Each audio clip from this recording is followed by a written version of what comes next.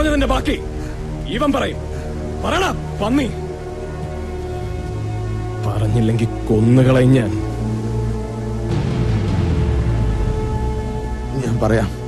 ഞാൻ പറഞ്ഞോളാം. സാറിനെ കൊല്ലാൻ എനിക്ക് 1.5 ലക്ഷം രൂപ തന്നത് ഈ SP സാറാ. എടാ,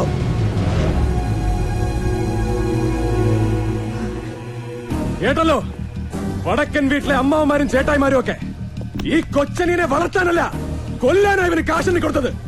അത് എന്നാത്തിന്റെ പേരിലാണെന്ന് എനിക്ക് ഇപ്പൊ അറിയണം. എന്നാടാ ഇവനീ പറഞ്ഞൊക്കെ നേരാണോ? നേര് തന്നെ.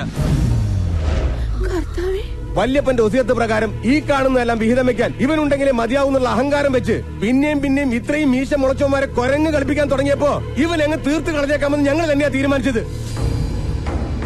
പ്രൈവറ്റ് ഹാർബറിന് വേണ്ടി 300 കോടിയുടെ ഷെയർ ഒപ്പിട്ടതും 30 കോടി അഡ്വാൻസ് കൊടുത്തതും എല്ലാം കൂടെ ചേർത്ത് സായിപ്പിന്റെ കോത്താഴത്തി എഴുതി തള്ളാൻ തോന്നിയില്ല. എനിക്ക് മാത്രമല്ല ഇവന്മാർക്കും. ഇല്ലെന്ന് ഇവര് പറയട്ടെ. എങ്ങനുണ്ടമ്മാവ സ്വത്തും സമ്പാദ്യം സ്വന്തമാക്കാൻ വടക്കൻ വീട്ടിലെ തമ്പ്രാക്കന്മാരെ നല്ല കുഞ്ഞാടുകളെ വളർത്തിയ മക്കൾ ആവർത്തിച്ച് കലയിക്കുന്ന സ്വപ്നം കണ്ടപ്പോ അതിൽ ഇങ്ങനൊരു സീൻ കണ്ടിരുന്നോ? സ്വന്തം കൂടപ്പുറപ്പിനെ കൊന്നു തള്ളാൻ കൊട്ടേഷൻ പാർട്ടിക്ക് കാശെണ്ണി കൊടുക്കുന്ന സീൻ. തറവാടും തന്തമാരും അന്നും ഇന്നും ഒന്ന് തന്നെ ആയതുകൊണ്ട് ചിലപ്പോ കണ്ടു കാണും. പണ്ടും അത് തന്നെയാണല്ലോ ശീലം.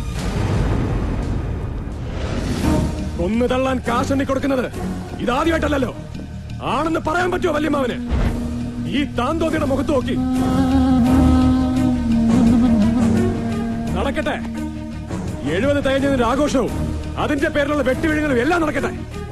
ഇത്രയും കാലം ജീവിച്ചതിന്റെ തട്ടുകട തീർക്കാനും ഇനിയും ചെയ്തു കൂട്ടാൻ പോകുന്നതിന്റെ കണക്കെടുപ്പ് നടത്താനും 1000 പൂർണ്ണയന്ത്രന്മാരെ കണ്ട് അഹങ്കരിച്ച് ജീവിക്കാൻ ഈ ആയുസിനിയും ബാക്കിയുണ്ടാകുന്ന വ്യാമോഹിക്കണ്ട. നല്ല നേരം നോക്കി മാമൂദ് സമുക്കി 4 നേരം അന്നം കൊടുത്ത് തീറ്റിപ്പോറ്റി വളർത്തിയ മക്കളോടും കൂടി പറഞ്ഞേക്ക്. വക്കീലേ, എന്തോ ഏത് പ്രമാണത്തിലോട്ടാ കൊച്ചുകുഞ്ഞ് ഒപ്പിടേണ്ടെന്ന് വെച്ചാ പറഞ്ഞാ മതി. അത് മറ്റൊന്നും കൊണ്ടല്ല. ഇനി ഈ തറവാട്ട് മുറ്റത്ത് ഇപ്പൊ കണ്ട പോലെ കൂടപ്പുറപ്പുകളായിട്ട് യുദ്ധം ആവർത്തിക്കാതിരിക്കാനാ. പിന്നെ എല്ലാം കൂടെ വീതിച്ച് വിളമ്പി കഴിവേറ്റുമ്പോ അതിന്ന് ഒരു തരി മണ്ണി കൊച്ചുഞ്ഞിന് വേണ്ട. ഈ രണ്ട് മനസ്സല്ലാതെ.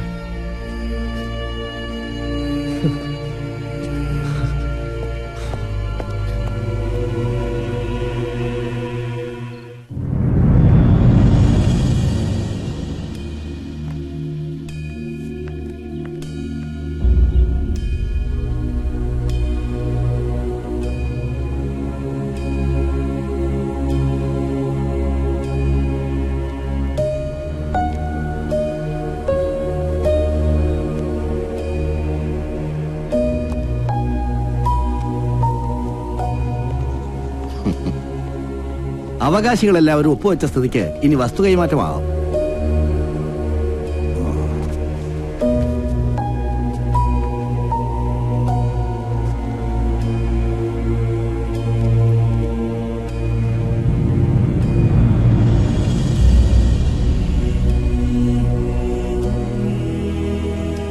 ഈ കൈമാറുന്നത് ഒരു വസ്തുവിന്റെ പ്രമാണമല്ല, ഞങ്ങളുടെ അപ്പന്റെ പ്രാണന. ഈ മണ്ണിൽ വിതച്ചതൊന്നും 100 മേനി കൊയ്യാതെ പോയിട്ടില്ല. ஆண்டவா பழனி முருகா. இல்ல சார், அப்பாவும் மக்களும் சின்ன மக்களும் பிராணன் சமம் உண்டாக்கி எடுத்த ഈ சொத்து கண்டிப்பா இங்கத்தான் இது போல காணும். அதும் 100க்கு 100 மேனி விளைஞ்சுதான் காணும். இது வாங்குறதுக்கு சரியாய ஓனர் நான் இல்லை, நான் வெறும் பினாமி. அந்த பெரிய ஆளு தோ வராரு.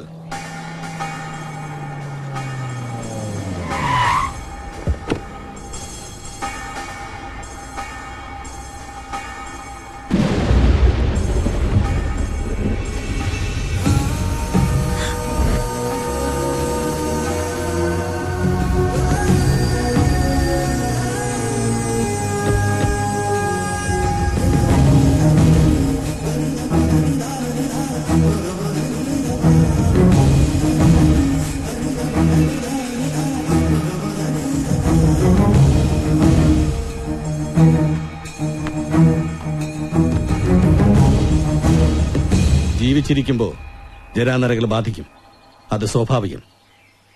പക്ഷേ മരിച്ച് മണ്ണടിഞ്ഞു പോയിട്ടും നരബാധിച്ചു പോയ ഒരു മനുഷ്യനാണ് ഞാൻ.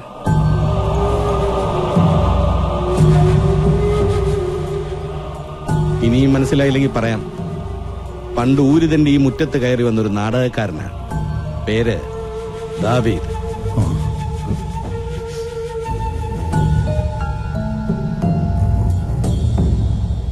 வாங்க சார் வாங்க.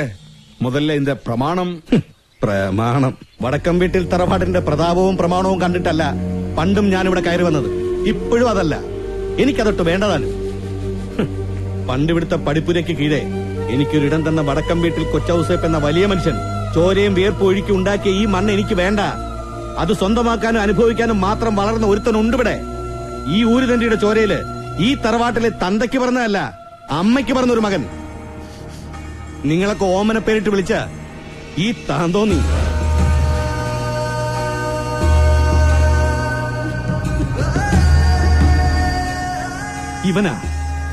ഇവനാ ഇത് വാങ്ങിയത്. അതിനും മാത്രം വളർന്നിട്ട് തന്നെയാ ഇവൻ നിങ്ങളുടെ മുമ്പിലൊക്കെ അഭിനയിച്ചതും.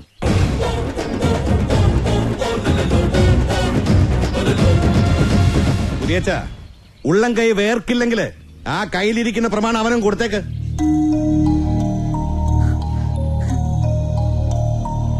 ദാവീദേ, എന്നോട് വേണ്ട. പ്രതാപത്തിന്റെ അഹങ്കാരം കൊണ്ട് ലോകത്തിൽ ഇന്നേ വരെ ഒരു മണിമാളികയും ആകാശത്തോളം ഉയർന്നിട്ടില്ലടോ. എന്നും നന്മയുടെ ആ ആകാശം കൈവെള്ള കൊണ്ട് തൊട്ടത് കലാകാരനാ. വാളുകൊണ്ട് ഒരു തല കൊയ്യാനാവും, പക്ഷെ വാക്കുകൊണ്ട് മുറിയുന്നത് മനസ്സാ. അതുകൊണ്ടായിരിക്കും അന്നെന്നെ മണ്ണിട്ട് മൂടാൻ നീലകണ്ഠന്റെ കയ്യിൽ നിങ്ങളൊരു കൊടുവാള് കൊടുത്തു വിട്ടപ്പോ അവനതിന് പറ്റാതെ പോയത്.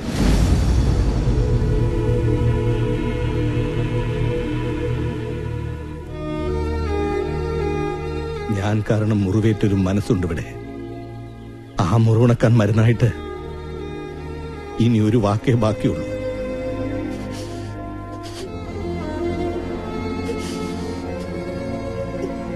മാപ്പ്.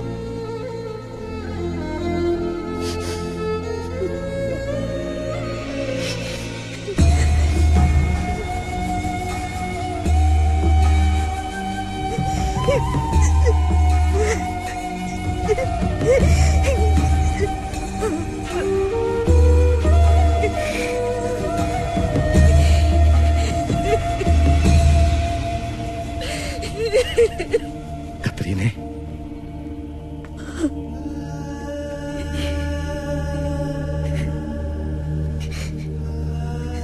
എനിക്ക് വേണ്ടി കരയാൻ ഇനിയും കണ്ണീര് ബാക്കിയുണ്ടോ നിനക്ക്? ഒരു സ്വപ്നമാണെന്ന് പോലും വിശ്വസിക്കാൻ പറ്റുന്നില്ല എനിക്ക്. ദേശാടക പക്ഷികൾ അങ്ങനെയാടി. ഏതോ ദേശത്ത് ഏതോ ചിലയിൽ കൂടുവയ്ക്കും. പിന്നെ രാവും പകലും കടലുകൾ താണ്ടി ആ കൂട്ടിലേക്ക് പറന്നെത്തുന്നത് അവരുടെ മക്കളായിരിക്കും. ലക്ഷ്യത്തിലെത്തും മുമ്പേ ചിറകൊടിഞ്ഞു പോയ ഈ ദേശാടന പക്ഷിക്ക് പണ്ട് വെച്ച ചില്ലയിലെ കൂട്ടിലേക്ക് പറന്നെത്താൻ നീ ഒരു മോനെ തന്നു. അപ്പന്റെ വഴികാട്ടിയായ എന്റെ കുട്ടിക്കുറുമ്പൻ, നിന്റെ താന്തോന്നി. ആശാനെ ഓവറാക്കല്ലേ. ആശാനെന്നോ? അപ്പാന്ന് വിളിയടാ താന്തോന്നി. അമ്മച്ചേ, ഇനി എന്നെ ഇവിടുന്ന് അടിച്ചിറക്കിയാലും വേണ്ടതല്ല. ഞാനൊരു കാര്യം അങ്ങോട്ട് ചെയ്യാൻ പോവാ.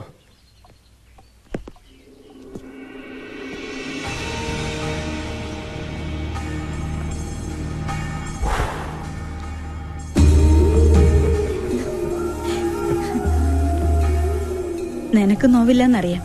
എന്നാലും ഇത്രയും കാലം ഈ പാവ അമ്മച്ചോട് ഇത് മറച്ചു വെച്ചില്ലേ, അതിന് ഇതൊരെണ്ണം നല്ലതാ. ഇപ്പൊ സന്തോഷമായല്ലോ എന്റെ മോനെ. സന്തോഷം. അങ്ങനെ കാറ്റ് പറഞ്ഞതും കടല് പറഞ്ഞതും കാലം പറഞ്ഞതും പൊള്ളാണേ.